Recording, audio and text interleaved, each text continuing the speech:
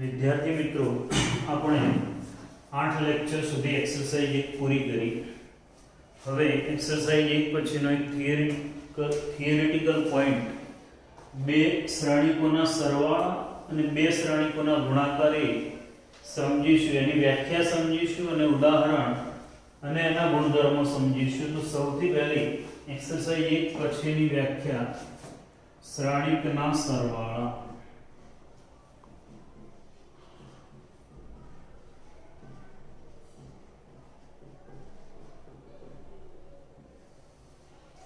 તો જોઈએ સૌથી પહેલા બે શ્રેણીકોનો સરવાળો જોઈએ. તો એની વ્યાખ્યા આવી છે, વ્યાપક રીતે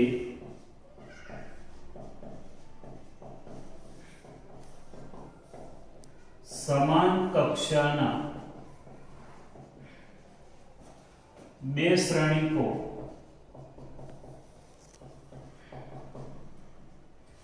E equal to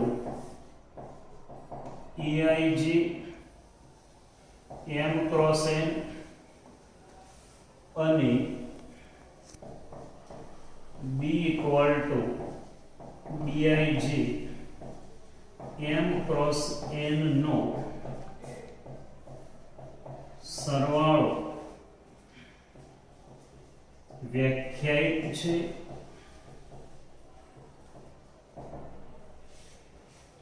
બે શ્રેણીની કક્ષા સમાન હશે તો એનો સરવાળો, તો જ એનો સરવાળો વ્યાખ્યાયિત થશે. સરવાળો આ પ્રમાણે વ્યાખ્યાયિત થશે, જે A plus B equal to CIG M cross N, જ્યાં CIG equal to EIG plus BIG પ્રત્યેક I અને J માટે.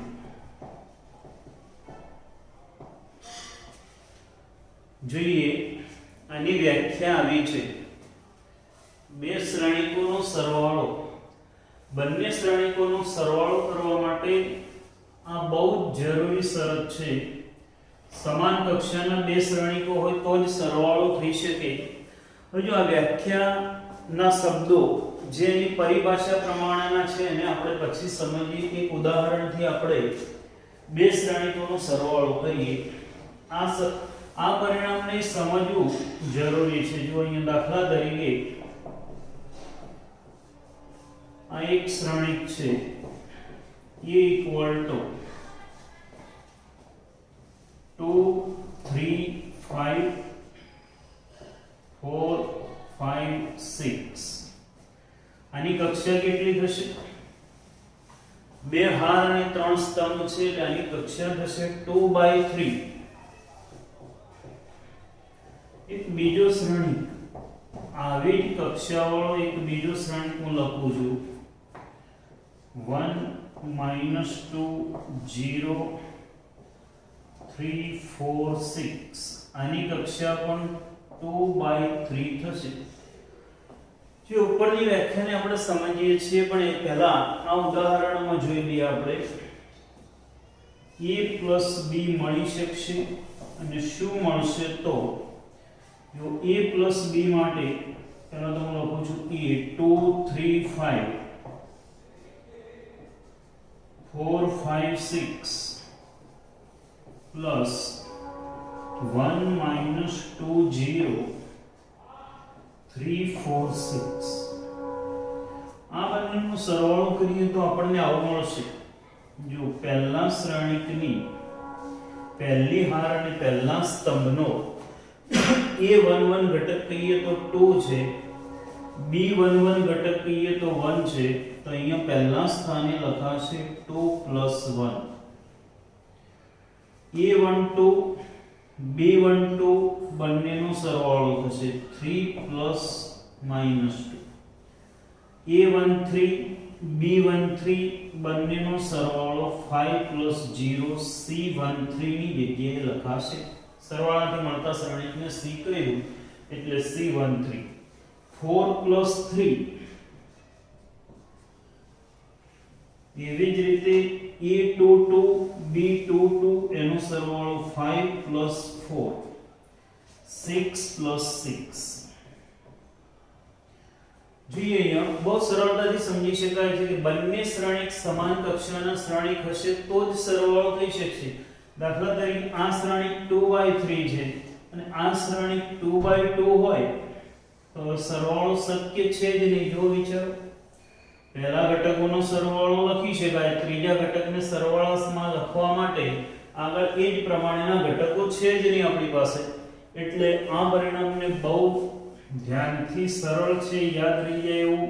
બે શ્રેણિકોનો સરવાળો થવા માટે બંને શ્રેણિકો સમાન કક્ષાના હોવા જોઈએ અને સમાન કક્ષાના શ્રેણિકોનો જ સરવાળો વ્યાખ્યાયિત થાય. યાદ રાખશો, સરવાળામાં શું કરવામાં આવે છે તો a11 + b11 બંનેનો સરવાળો c11 ના સ્થાને લખાય છે. આ જે રહી છે એ જ પ્રમાણે a12 + b12 એનો સરવાળો c12 ની જગ્યાએ લખાય છે. આ વ્યાખ્યાને સંકેતમાં આપણને સમજણ પડી જવી જોઈએ. ટૂંકમાં બે શ્રેણિકોનો સરવાળો ક્યારે વ્યાખ્યાયિત થશે તો બંનેની કક્ષા સમાન હોવી જોઈએ અને કોઈ પણ બે શ્રેણિકોની સમાન કક્ષા હોય અને સરવાળો કરીએ તો સરવાળો કરવામાં બંને શ્રેણિકોના અનુરૂપ ઘટકોનો સરવાળો કરીને અનુરૂપ સ્થાને લખવાનો.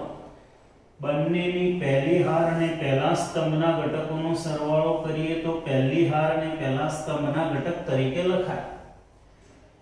પહેલી હાર અને બીજા સ્તંભના ઘટકોનો સરવાળો કરો તો એ સરવાળો પહેલી હાર અને બીજા સ્તંભની જગ્યાએ ઘટકની જગ્યાએ લખાય.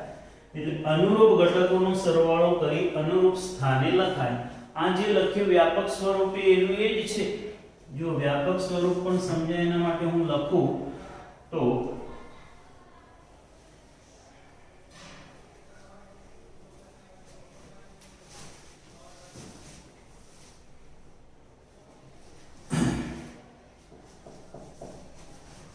E equal to a11 a12 a13 a21 a22 a23 અને b દાખલા તરીકે b11 b12 b13 b21 b22 b23 આગળ લખ્યા હતા એ જ ટાઈપના 2/3 ના બે શ્રેણિકો લખ્યા. હવે હું સરવાળાને લખું છું a + b equal to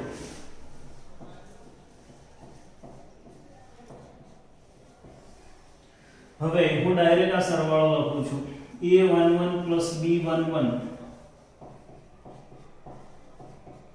એ જ પ્રમાણે a12 + b12 એ જ રીતે a13 + b13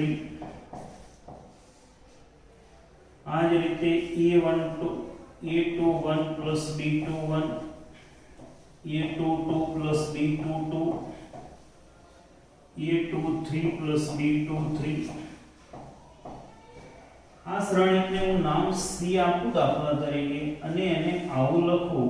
પહેલા ઘટકને c11 c1 બીજાને c12 ત્રીજાને c13 c21 c22 અને c23. આના બરાબર આ લખ્યું. આ એક શ્રેણિક c એ 2/3 કક્ષા વાળો જ મળશે. આનું આ જ લખાણ છે ને ઉપર લખેલું છે એ આનું આ જ લખાણ છે. અહીંયા જો c11 ઇક્વલ ટુ શું છે a11 + b11 c12 બરાબર a12 + b12 c13 બરાબર a13 + b13 c21 equal to a21 + b21 c22 equal to a22 + b22 એ જ રીતે c 3 3 equal to a3 3 plus b3 3. આનું આ જ લખાણ અહીંયા લખેલું છે જો આનું આ જ લખાણ આ જે લખ્યું છે આનું ટૂંકું સ્વરૂપ વિચારો તો આ થશે Cij equal to Aij plus Bij. તો મળી ગયું. આટલું લખાણ લખવું ન પડે એટલા માટે આ પ્રમાણે એને વ્યાપક સ્વરૂપે લખ્યું છે. આ તમે વ્યાપક સ્વરૂપને સમજી શકો એટલા માટે મેં અહીંયા લખ્યું છે. બાકી તો બે શ્રેણીકોના સરવાળાની વ્યાખ્યામાં આ જ બે પોઈન્ટ યાદ રાખવાના છે. એક, બે શ્રેણીકોની કક્ષા સમાન હોય તો જ સરવાળો મળી શકે, અને સરવાળો મળી શકે તો એ સરવાળો કોઈ પણ બે શ્રેણીકોના અનુરૂપ ઘટકોનો સરવાળો કરીને અનુરૂપ સ્થાને લખાય છે. એ જ પ્રમાણે આ બે ઘટકોનો સરવાળો અહીંયા લખાયો, આ બે ઘટકોનો સરવાળો અહીંયા લખાયો, આ બે ઘટકોનો સરવાળો અહીંયા લખાયો, આ બે ઘટકોનો સરવાળો અહીંયા લખાયો. ટૂંકમાં વ્યાપક સ્વરૂપ સમજાય માટે મેં આ બધું જ વર્ણન સમજાવ્યું છે. પ્રેક્ટિકલી એનો ઉપયોગ સમજીએ તો આપણે આટલું યાદ રાખીશું કે ઉપયોગ આવડી જશે કે કોઈ પણ બે શ્રેણીકોનો સરવાળો ક્યારે વ્યાખ્યાયિત છે તો બંને શ્રેણીકોની કક્ષા સમાન હોય તો બે શ્રેણીકોનો સરવાળો વ્યાખ્યાયિત છે.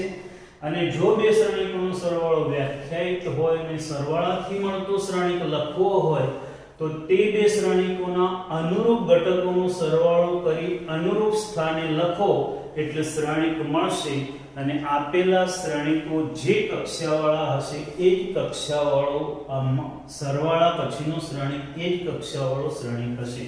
ટૂંકમાં બે શ્રેણીકોના સરવાળા માટે આટલું યાદ રાખજો કે બે શ્રેણીકોનો સરવાળો બંનેની કક્ષા સમાન હોય તો જ વ્યાખ્યાયિત છે. અને જો સરવાળો વ્યાખ્યાયિત હોય તો બે શ્રેણીકોના સરવાળાથી મળતો શ્રેણી ત્યાં આપેલા બે શ્રેણીકોના અનુરૂપ ઘટકોનો સરવાળો કરી અનુરૂપ સ્થાને લખવાથી મળે છે. અને તે શ્રેણીકની કક્ષા આપેલા શ્રેણીકોની કક્ષા જેટલી જ હોય છે. બહુ સરળ છે સરવાળો. દાખલા ગણીશું એટલે બહુ સરળતાથી તમે સમજી શકશો. જોઈએ હવે એક ગુણધર્મ, સરવાળાના ગુણધર્મો આપણે જોઈએ. હવે જો સરવાળાની વિરુદ્ધ ક્રિયા કરીએ ને એટલે બાદબાકી, દાખલા તરીકે અહીંયા માઈનસ બંને a માઈનસ b મેળવવો હોય તો બધા પ્લસ છે એની જગ્યાએ તમે માઈનસ મૂકશો એટલે a માઈનસ b મળી જશે. હવે એના ગુણધર્મો જોઈએ સરવાળાના. બે શ્રેણીકોના સરવાળાના ગુણધર્મો. તો પહેલો ગુણધર્મ ક્રમનો નિયમ. બે શ્રેણીકોનો સરવાળો કરીએ તો ક્રમના નિયમ પ્રમાણે a plus b અને b plus a સમાન થાય કે નહીં.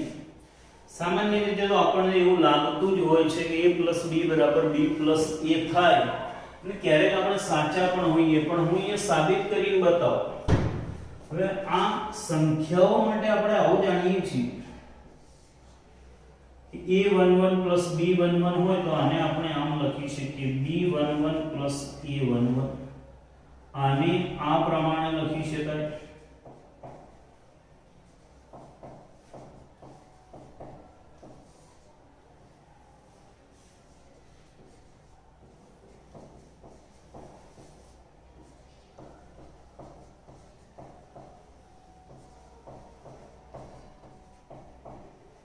જુઓ તો હવે આને હું આ રીતે લખી શકું b11 b12 b13 b21 b22 b23 plus a11 a12 a13 a21 a22 a23 લખી શકાય. તો આને b શ્રેણિક કહી શકાય, આને a શ્રેણિક કહી શકાય. એટલે હવે યાદ રાખીશું કે સરવાળા માટે બે શ્રેણીકોના સરવાળો એ ક્રમના નિયમનું પાલન કરે છે. આ પ્રમાણે સાબિતી આપી શકાય. આપણે સાબિતીની જરૂર નથી. બીજો નિયમ જોઈએ તો જૂથનો નિયમ.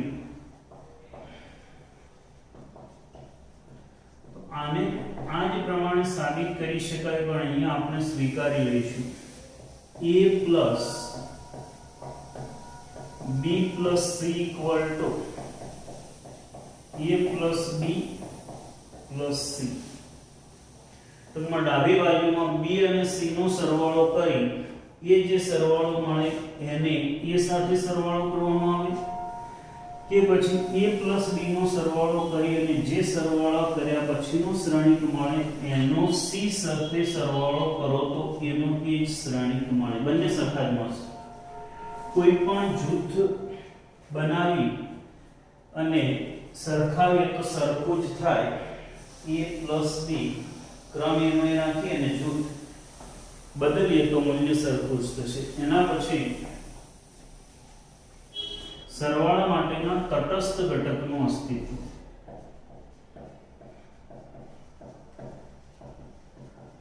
સરવાળા માટેના તટસ્થ ઘટકનું અસ્તિત્વ.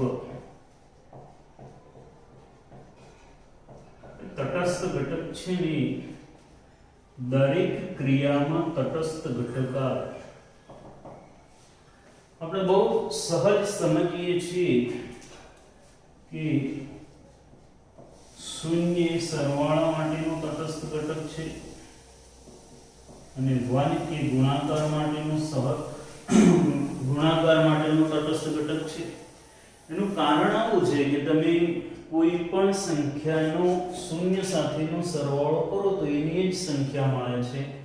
માટે શૂન્ય એ સરવાળા માટેનો તટસ્થ ઘટક કહેવાય છે અને કોઈ પણ સંખ્યા સાથે 1 નો ગુણાકાર કરો તો એની જ સંખ્યા મળે છે. માટે 1 ને ગુણાકારનો તટસ્થ ઘટક કહેવાય. અહીંયા એવું જ છે, સરવાળા માટેનો તટસ્થ ઘટક એટલે આપણે શ્રેણિકની પરિભાષામાં કહીએ તો એ શ્રેણિક સાથે એવો કયો શ્રેણિક ઉમેરીએ તો એનો એ જ શ્રેણિક મળે. તો બહુ સરળતાથી કહી શકીએ કે એ જ કક્ષાવાળો શૂન્ય શ્રેણિક જો તમે એમાં ઉમેરો તો a plus o બરાબર એ જ થાય. અહીંયા a plus o equal to o plus a equal to a લખી શકાય પણ ઓલરેડી ક્રમના નિયમનું પાલન થાય જ છે. ટૂંકમાં જ્યાં o શૂન્ય શ્રેણી જેની કક્ષા શ્રેણી એ જેટલી જ હશે તો જ સરવાળો વ્યાખ્યાયિત થાય. એ જ પ્રમાણે વિરોધી ઘટક.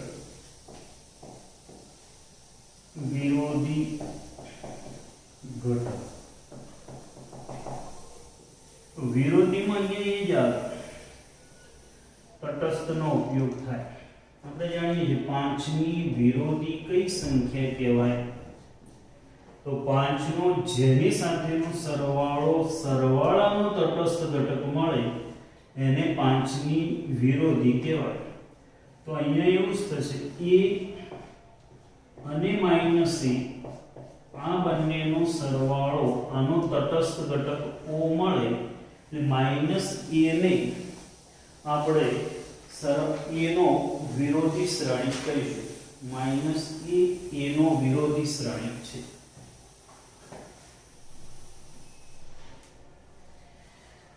એટલે અહીંયા સરવાળાની વ્યાખ્યામાં એવું છે કે કોઈ પણ બે શ્રેણીકોની કક્ષા સમાન હોય તો એનો સરવાળો શક્ય છે અને જો સરવાળો શક્ય હોય અને સરવાળો કરીએ તો તે બે શ્રેણીકોના અનુરૂપ ઘટકોનો સરવાળો કરી અનુરૂપ સ્થાને લખવાથી બે શ્રેણીકોનો સરવાળાથી મળતો શ્રેણિક મળે છે જેની કક્ષા આપેલા શ્રેણીકો જેટલી કક્ષા જેટલી હોય. જેના ગુણધર્મ એવું છે કે સરવાળા માટે ક્રમના નિયમનું પાલન થાય છે, જૂથના નિયમનું પાલન થાય છે. o શૂન્ય શ્રેણિક એ સરવાળાનો તટસ્થ ઘટક છે અને જો કોઈ એ શ્રેણિક હોય તો એનો વિરોધી શ્રેણિક -a થાય છે. એના પછી એક બીજી વ્યાખ્યા આપીએ.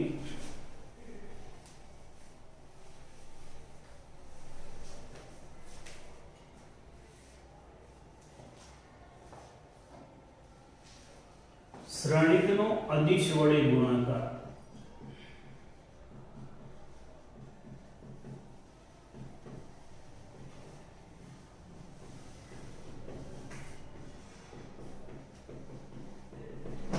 શ્રેણિકને અદિશ વડે ગુણીએ તો મળતો ગુણાકાર કરવાથી જે શ્રેણિક મળે તેને એના માટેની વ્યાખ્યા આપણે આપીએ તો વ્યાપક રીતે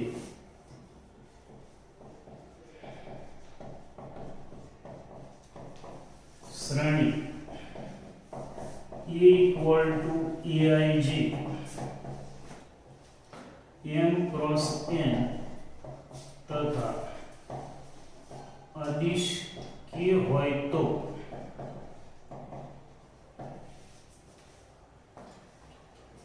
A ના દરેક ઘટકને શ્રેણિક A ના દરેક ઘટકને k વડે ગુણવાથી k into A શ્રેણિક મળે છે.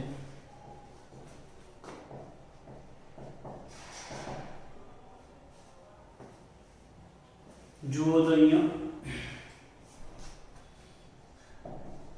દાખલા તરીકે આપણે આવો શ્રેણિક લખીએ E11 E12 E21 A22 A31 A32 ત્રણ હાર અને બે સ્તંભ વાળો શ્રેણિક લખ્યો એને હું કોઈ એક k વડે ગુણું છું. સામાન્ય રીતે આપણે k એટલે વાસ્તવિક સંખ્યાઓનો ખાસ ઉપયોગ કરીશું. તો આ શ્રેણિકને k વડે ગુણું તો મળતો શ્રેણિક આવો થશે k * a = એનો દરેક ઘટક જે છે એને મારે k વડે ગુણવાના. આ દરેક ઘટકને k વડે ગુણવાથી જે શ્રેણિક મળશે તે શ્રેણિકને આપેલા શ્રેણિક A ને સંગત k * A શ્રેણિક કહેવાશે. તો બહુ સરળ છે. દાખલા તરીકે આમ કહીએ આ જે છે એના બદલે એક ઉદાહરણમાં મૂલ્ય મૂકી A = 1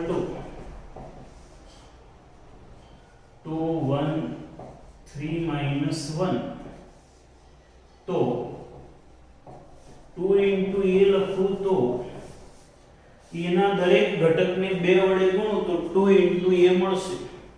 આને 2 વડે ગુણો એટલે 4 મળે, અને 2 વડે ગુણીએ તો 2 મળે, આ 6 મળે અને આ 2 મળે. એટલે દરેક ઘટકને 2 વડે ગુણીએ એટલે 2A મળે. એવી જ રીતે 5 વડે ગુણીએ તો 5A મળે, 6 વડે ગુણીએ તો 6A મળે. જો આ જ શ્રેણિક માટે ઉલટી ક્રિયા કરી શકાય.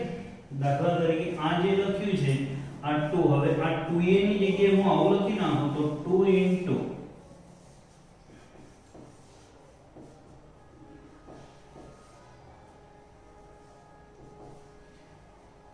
હું આનું આમ લખું છું, આ બગડો લખ્યો, આ જમણી બાજુ એની એ લખી A = આ લખું છું 2 - 1 3 2 1. તો હવે આના ઉપરથી આ સ્ટેપ તો આપણે સમજ્યા કે બગડાને અંદર ગુણીએ છીએ તો બગડો દરેક ઘટક સાથે ગુણાય છે. હવે આના ઉપરથી આ સ્ટેપ પણ લખી શકાય. આનો આ જ થશે કે આના ઉપરથી આ સ્ટેપ લખો તો આના બરાબર આ લખી શકાય.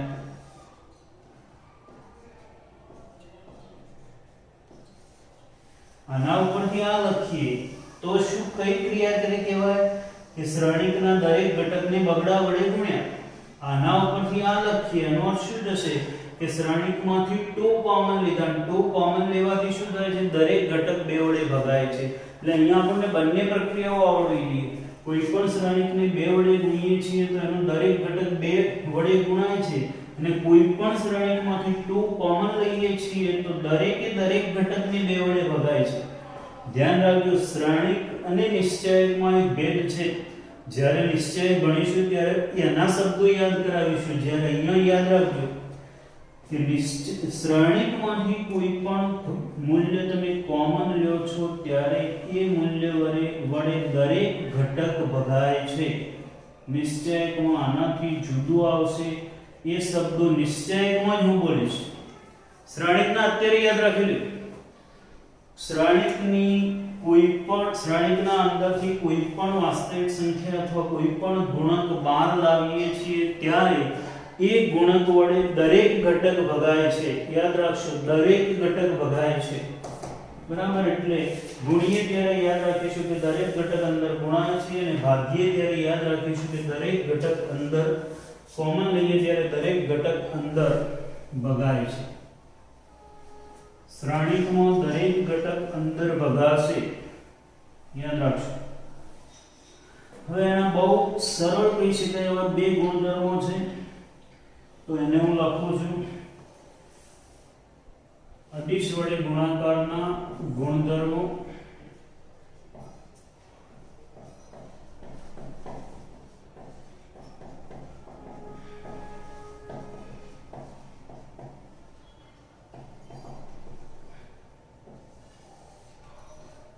તો સમાન કક્ષા m ક્રોસ n વાળા બે શ્રેણીકો A equal to aij અને B equal to bij માટે